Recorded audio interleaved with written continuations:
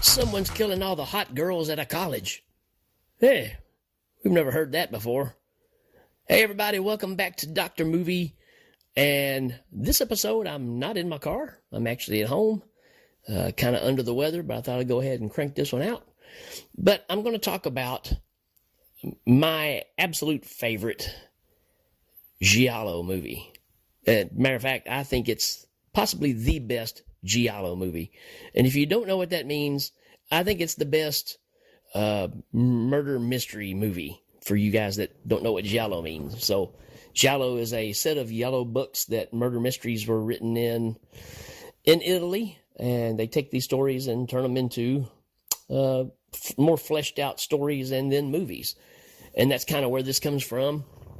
And I just absolutely love this movie. Sergio Martino. So let's talk about Sergio for a minute. He's the director here.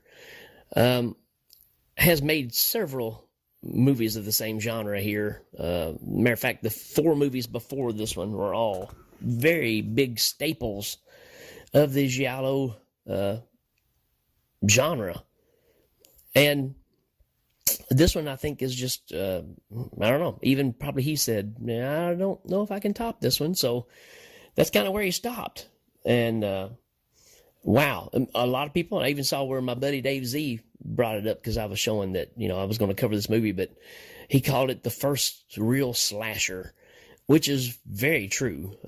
Everything else was more of a derivative of, like I said, murder mystery, right? So when I say that, for you that are trying to put your head around, get your head around what this really means, Scream is a giallo. It's part slasher, part giallo, right? Because nobody knows who's doing it, and you're never right at the end, right? That's kind of the whole concept, right? To keep you entertained and try and figure out what's going on. That's exactly what this is. Now, the thing about Sergio is he's a brilliant director. I love the way he sets up shots for this. But here's the thing about Sergio. He's a little bit of a sleazeball. He likes to use the ladies, right? So he's got that Russ Meyer thing as well. But it's amazing that somebody can make these movies that have this touch of sleaze to them, but they're still so brilliant and beautiful at the same time. So that's what I want to talk about. Again, I just absolutely love this movie. My goal is, if you have never watched this movie, is to convince you to go check it out. And if you have seen it before, I still want you to check it out again. That's kind of the whole idea.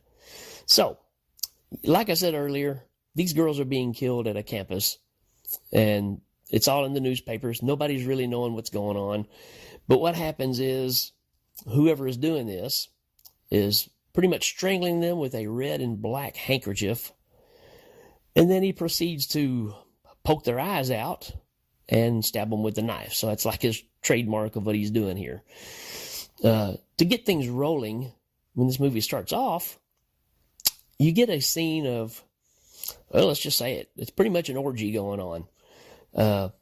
There's several hot ladies in here, and you assume a guy, right? You never see who. But you also notice that while they are doing all this, there's a hidden camera that's taking photos while all this is going on.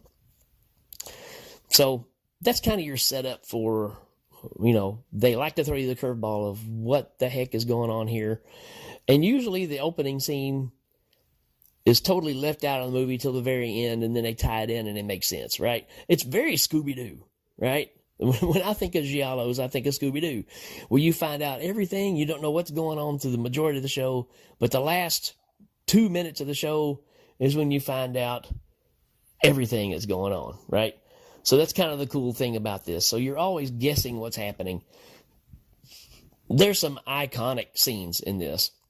Again, it's one thing to watch this and enjoy the movie. It's another thing to sit back and just think about these shots that he's put together, because they're not easy shots.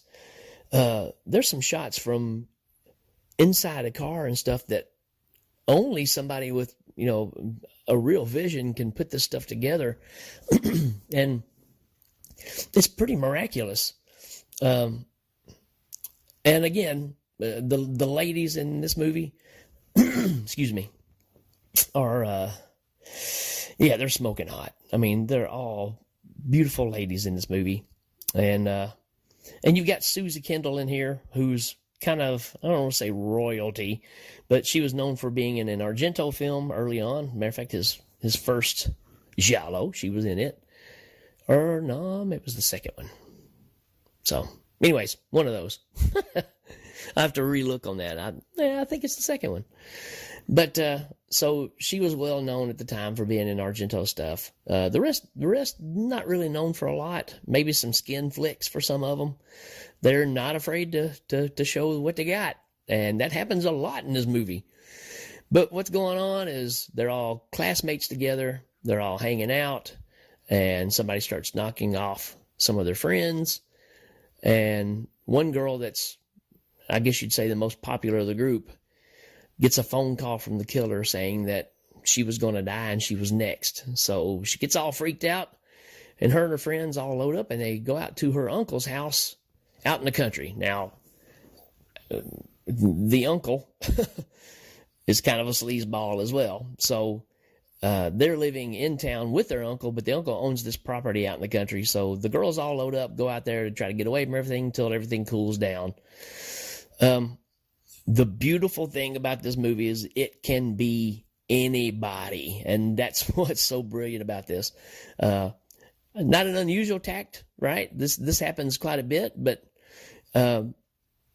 they really do a good job of making you question everybody.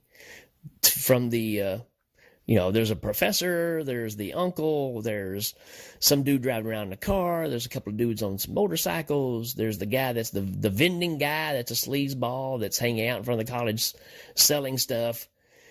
It could be any of these people. Could be a girl.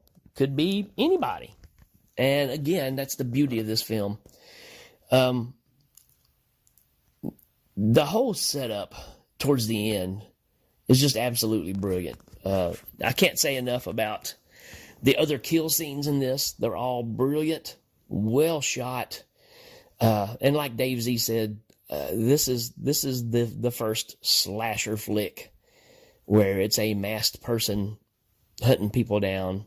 So even down to the classic giallo wearing the black gloves, so you can't tell by the hands of who it is.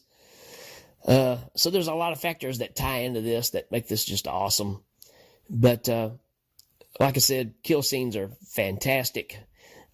Maybe a little dated now because it is 1973, but still, I could see where this kind of shook things up for sure. And the reason this is called Torso, which is, a brutal name, right? It kind of stands out in your head of, I don't know, that sounds pretty rough. Again, as simplistic as the story is, there's some super suspense in this movie. Is it a scary movie?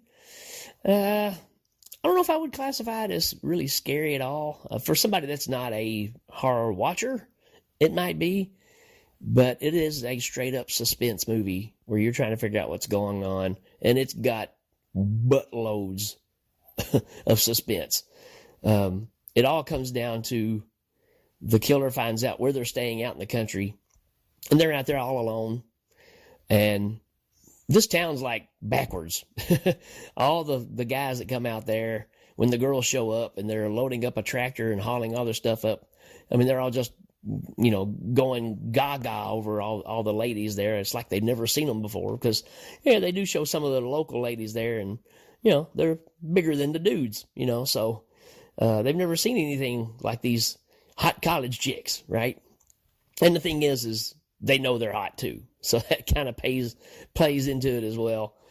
But while they're up here, Susie Kendall, which I guess you could say is the main character, she's obviously a bit nicer than the rest. She keeps her nose a little cleaner than the rest. And then you got the girl that I said got the threat. And then you got two other girls that are a lesbian couple, right? Which was, again, 73. Don't know if you really saw that much in movies back then. Could be wrong. But they really panned it off as no big deal, which I thought was pretty cool, you know. And what happens is Susie ends up hurting herself, breaking her ankle. She's in a lot of pain. There's no doctor. So they just kind of have to wait it out until the doctor can come out there, which is a long way or whatever. She lays down, goes to bed, and while she's asleep with heavy medication, all the other girls get knocked off. And in order to get rid of the bodies so nobody notices them, our killer comes in with a hacksaw and cuts the bodies up into pieces, puts them in bags, and hauls them off. Now, all this is very suspenseful, like I said. It's done so well. But at the same time, we get Susie waking up and wanting to know where everybody is. She comes downstairs, and she's just hobbling. She can't get around very well. And while she's down there, she sees the dead bodies.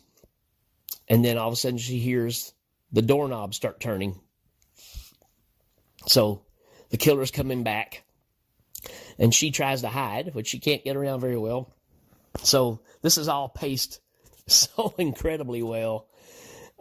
She's hiding, but the problem is where she's hiding, she can see everything that's going on. So you kind of get this thing of her watching, our killer slice and dice here with a hacksaw.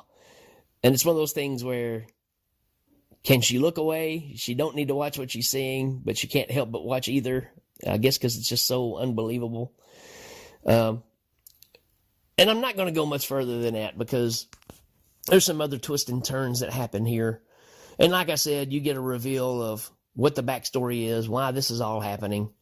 I will say, in most cases with the giallo films, whatever drives our killer to these levels of being able to do this kind of stuff is usually some kind of mental disturbance that happened when they were young, which, if you think about serial killers and stuff, very true. Right? So you get a backstory of what all happened and why this person is thinking like they are, why they're so disturbed. But yeah, they can no longer distinguish between right and wrong. And that kind of is the backbone of everything happening here. Again, I can't say this enough. I mean, you can go check out all of his other movies, Case of Scorpion's Tail, Your Vice is a Locked Room and Only I Have a Key. I mean, they all got names that are a mile long. They're all stupendous, fantastic. But to me, Torso, even with the Argento stuff, I love Torso probably more than anything. It's usually a toss-up between Deep Red and Torso, and they're so different movies. Deep Red is so stylistic, way ahead of its time. But in a weird way, I think this one is too. I think this one really, back to Dave Z's talking about it, it really set a precipice of what is to come, right? Town That Dreaded Sundown, Halloween, and the list goes on, right? You were right here at the cusp of Texas Chainsaw 2. So, not Texas Chainsaw 2, but Texas Chainsaw Massacre. So, this movie is important. Now, I will say at the same time, before you get too excited, they are an acquired taste because they are Italian. You'll get some overdubs that are not fantastic.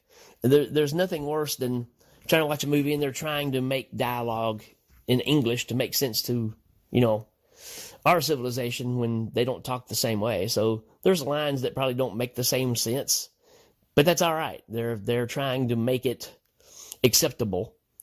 And but you're always going to get overdubbed because you got a lot of Italian actors in this that have very heavy accents or can't even speak English. So you get some overdubs like that. But bang for the buck, again, I can't recommend this movie enough. It is so solid, so great, that I just recommend it to everybody that's a horror fan of any kind. So there you go. That's my recommendation. I hope you enjoy it. Hope you check it out. Go look it up. It's not on Tubi. I'll give you that. It's not on there. You kind of have to search for this one. But it is well worth the search. All right, folks. That's it for me. We will see you next time right here on Dr. Movie. Check you later.